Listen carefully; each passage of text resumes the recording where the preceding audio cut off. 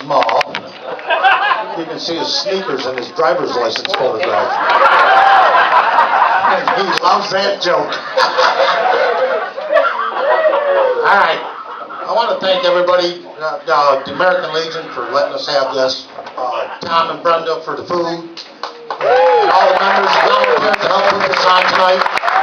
Thanks to everyone. Anybody like my theme song there? Or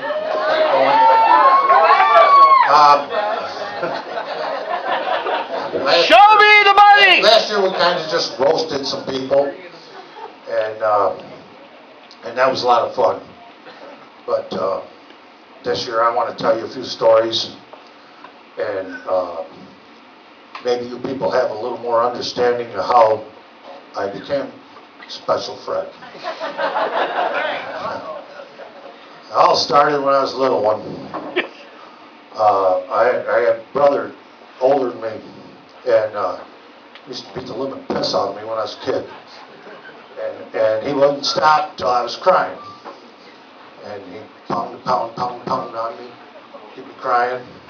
I'd go running in the house crying. And my dad, stop crying before I give you something to cry about. And I said, smart ass I was, I'd say, I already got something to cry about. Well, smack me in the head, say, now you got the choice. So, anyhow, I was out in my dad's shop there one day, and I found this little jar of turpentine. And I picked it up, little clear glass jar, just playing with it, shake it, bubbles, shake it, bubbles. Walk around the neighborhood, shaking it up. I ended up in front of the church, South Hannibal, shaking it, watch bubbles pop. And preacher come out of the church, and he says, Freddie, what do you got there? I said, this is the most magical liquid on earth.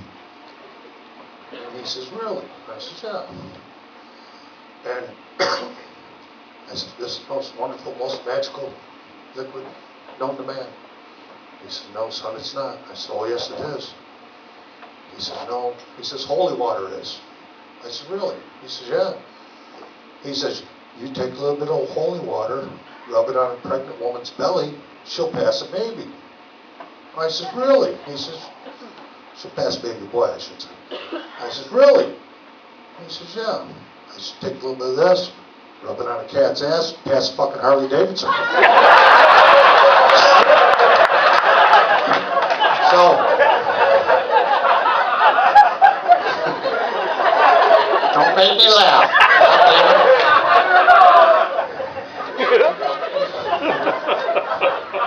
A couple of years later,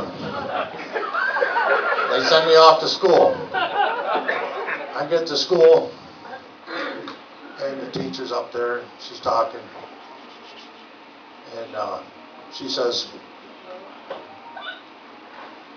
does anyone in the class know what's on top of the barn roof? I got my hand up. She's looking for somebody, nobody else. I'm like this. Freddie, what's on top of the barn roof? I says, a weather vane. She's very good. What's on the weather vane, she says. I says, a cock. She says, Freddie, cock rooster. Yep. She says, why is there a cock on the weather vane? I says, because if they put a pussy up there, the wind would whistle right through it. Well, anyhow, a few years later, same class, same teacher.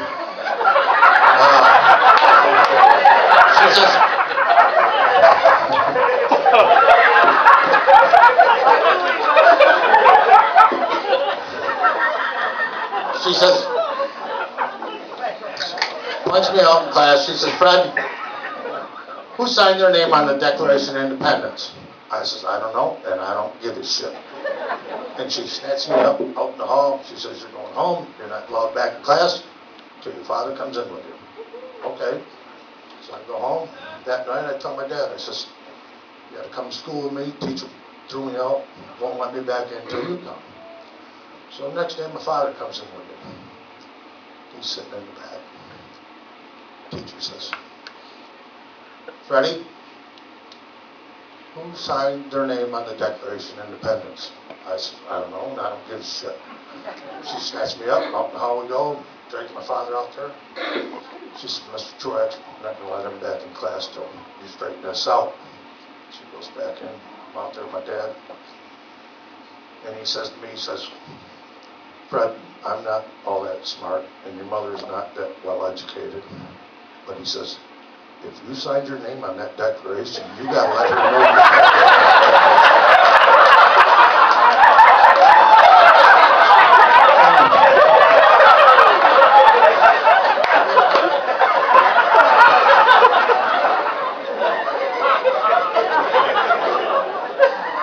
Quite a few years later, somehow they allowed me to breathe. I don't know. There wasn't no test. It just happened. I have two beautiful daughters, and they're both here tonight, Stephanie and Jen. And I love them dearly. And yep, one's got grandbaby on the way, I should say. Thank you for the holy water. Anyhow, quite a few years ago, I'd go to take a trip to Florida. And we're heading down the interstate. I don't know, we were South Carolina, Georgia, wherever the hell we were. And I got off the interstate, and it's one of them, you get off, but you can't get back on, and we got all screwed up. We're out in the middle of nowhere, cotton fields and whatnot. And I can't find the way back onto the interstate.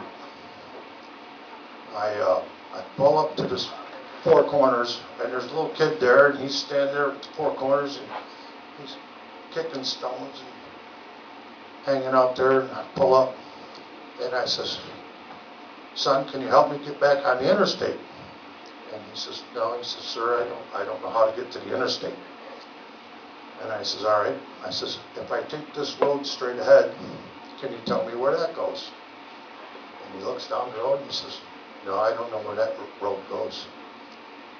And I says, all right, if I take this road to the right, can you tell me where that goes? And he looks, and he says, no, I don't know where that goes.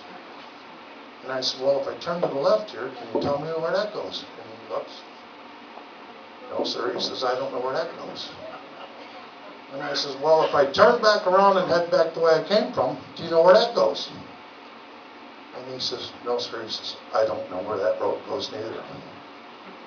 And I look at him and I says, son, you're about dumb son of a bitch, aren't you? And he walks up to the car and he looks me right straight in the eye and he says, mister, maybe I am, but I ain't fucking lost, he says.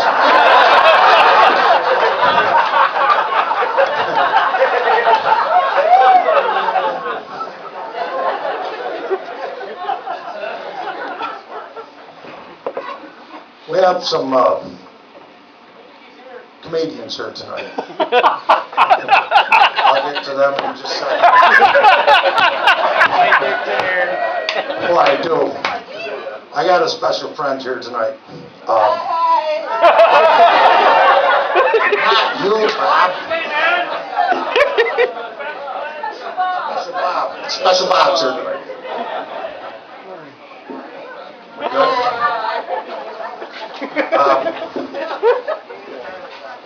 Girl I went with back in high school, Debbie Wellens here.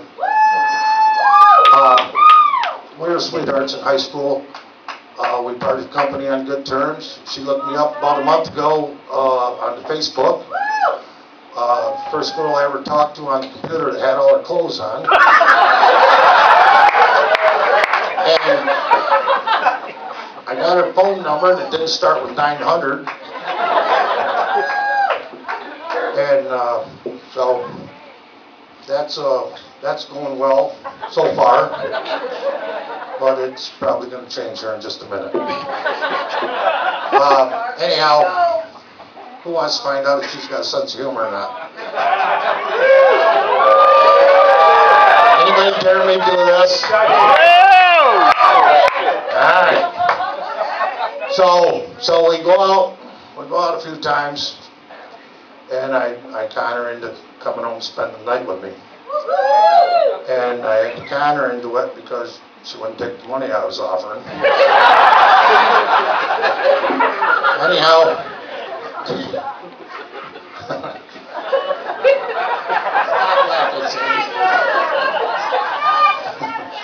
Anyhow, get up in the bedroom there. Didn't take me long. I'm in bed. I'm ready to go. She's undressing. She pulls her shirt over. She's got her back to me. She pulls the shirt over her head. Middle of her back, she's got 2 eyes tattooed. And I see these tattoos, and I'm like, 2 thoughts go through my head. First one is, what the fuck? What the fuck? And I'm looking at that, and 2 eyes tattooed in the middle of this woman's back. So the second thought clicks in. Well, I know how we're not having sex tonight.